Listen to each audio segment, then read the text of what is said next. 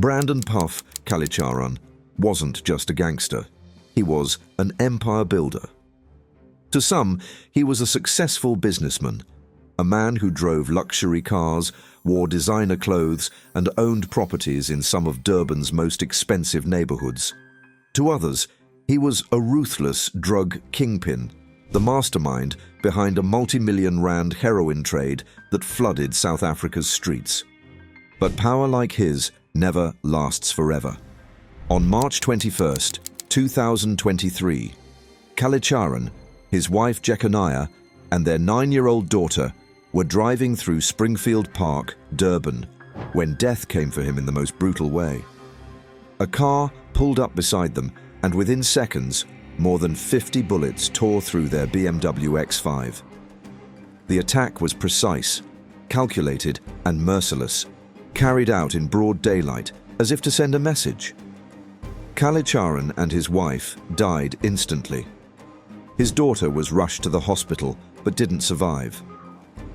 In the days that followed, the whispers began. Was it a rival gang, a betrayal from within, or had law enforcement quietly stepped aside to let the underworld take care of one of its most wanted figures? This is the story of Brandon Kalicharan, his rise, his power, and the violent end that everyone saw coming. Brandon Kalicharan's story didn't begin in luxury. He wasn't born into wealth or influence.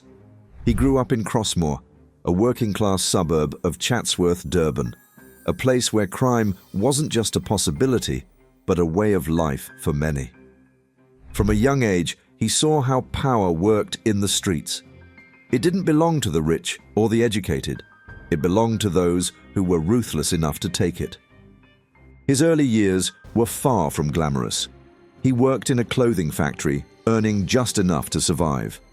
But the factory floor wasn't where he wanted to be. The real money was in the underworld, and he knew exactly where to start.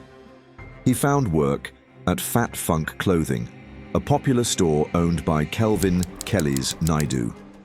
To outsiders, it looked like a trendy fashion business.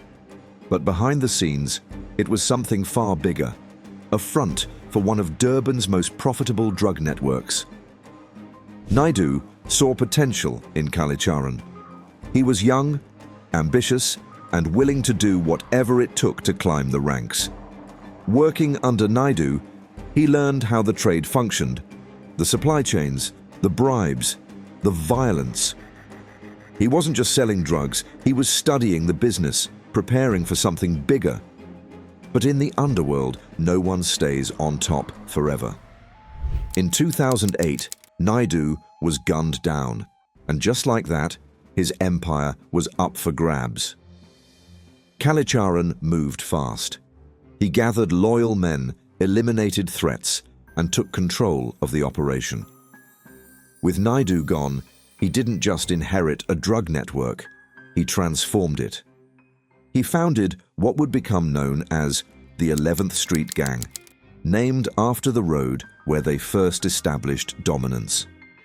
At first, they controlled only small territories, but Kalicharan had no intention of staying small-time. Over the next decade, he expanded aggressively, cutting deals with international drug suppliers and securing control over key distribution points. He wasn't just a street dealer. He became a wholesale supplier, moving product across cities, even reaching into Johannesburg and Cape Town. With the money flowing in, Kalicharan built the kind of life most people only see in movies. Mansions, sports cars, designer clothes. He made sure that when he walked into a room, everyone knew who he was. But his wealth wasn't just about luxury, it was about power. He bought influence, paying off corrupt police officers, politicians, and businessmen. If someone got in his way, they either took the money or disappeared. But for all his success, Kalicharan was making enemies, rival gangs who wanted his empire, police officials who wanted him off the streets, and even former allies who grew tired of living under his rule. He knew that in his world, Survival wasn't just about money. It was about always being one step ahead. For years, he managed to outmaneuver his enemies. But in 2023, his luck finally ran out. By 2023, Brandon Kalicharan was no longer just a gangster. He was a marked man. Law enforcement had been after him for years, but every time they got close, he slipped away. Rival gangs wanted him dead, and whispers in the underworld suggested that even some of his own allies were turning against him. He had too much power, too much money, and too many enemies. Everyone knew it was only a matter of time before someone made a move. On March 21st, 2023, that moment arrived. It was a warm Tuesday afternoon in Durban. Kalicharan was behind the wheel of his BMW X5, a car that reflected his wealth and status. His wife, Jekonaya, sat in the passenger seat, while their 9-year-old daughter was in the back. They were driving through Springfield Park, possibly heading home or running errands. It was broad daylight, a time when most people wouldn't expect an ambush. But Kalicharan wasn't most people. A car had been following them, waiting for the right moment.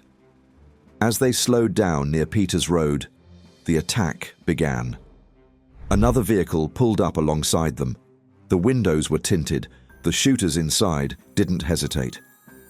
In a matter of seconds, more than 50 bullets tore through the BMW. The gunfire was relentless.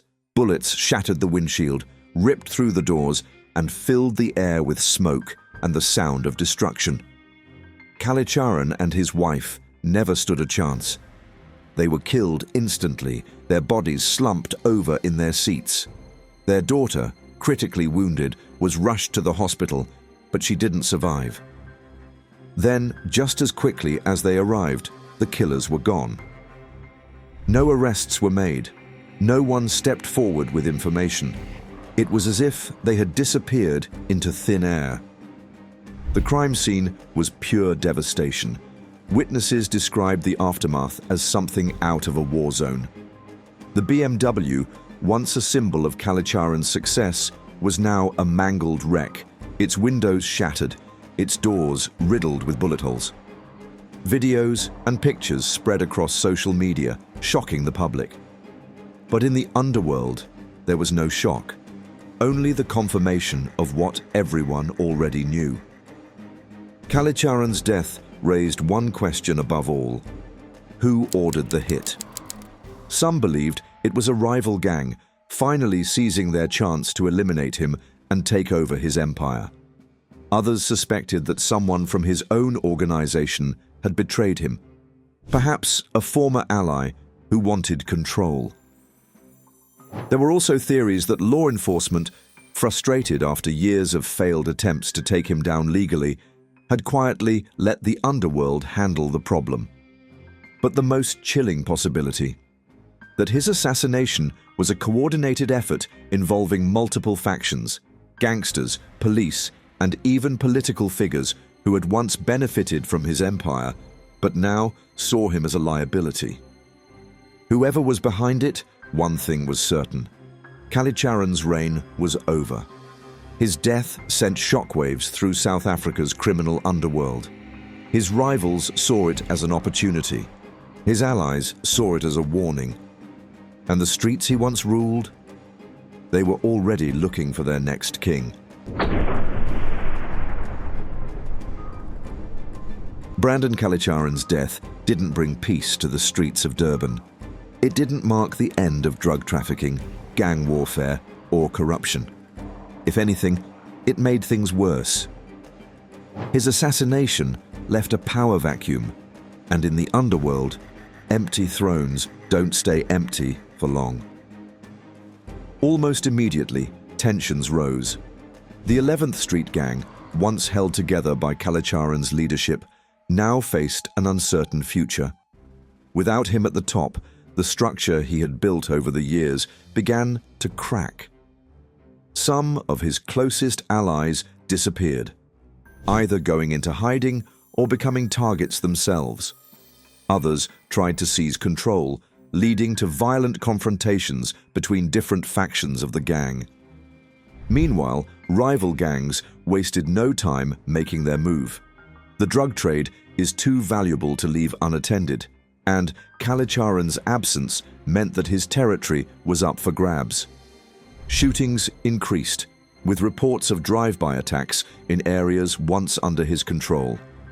Police suspected that his former lieutenants were being hunted down one by one, either as revenge for past crimes or as a way to wipe out any remaining loyalty to Kalicharan's empire. But it wasn't just the underworld reacting to his death. The broader public was watching too. His funeral, held just days after the assassination, was a spectacle that made headlines across the country. Hundreds of people gathered to pay their respects, or at least to witness the final chapter of his story. His coffin, like everything else in his life, was a statement. Covered in Versace patterns, decorated with images of guns and dollar bills, it was a gangster's farewell. His wife and daughter, victims of the same ruthless attack, were buried alongside him. Even in death, Kalicharan divided opinions. To law enforcement and his enemies, he was a criminal, a man who had built an empire on drugs, violence, and corruption. To others, he was a provider, someone who had taken care of his community in ways that the government never did. Some people whispered that he had been more than just a gangster, that he had connections with powerful businessmen, politicians, even law enforcement. After all, how else had he managed to stay in power for so long? The biggest question remained unanswered. Who ordered the hit? The police launched an investigation, but everyone knew it wouldn't go anywhere. No suspects were named, no arrests were made. It was as if the entire city had decided to move on, as if Kalicharan's death had been inevitable, a natural conclusion to the life he had chosen. Some suspected that high-ranking figures had allowed the assassination to happen, turning a blind eye while the underworld took care of one of its biggest players. The truth was, in the world Kalicharan ruled, justice didn't come in the form of court trials or police investigations. Justice came in the form of bullets. He had lived by them, and in the end, he died by them.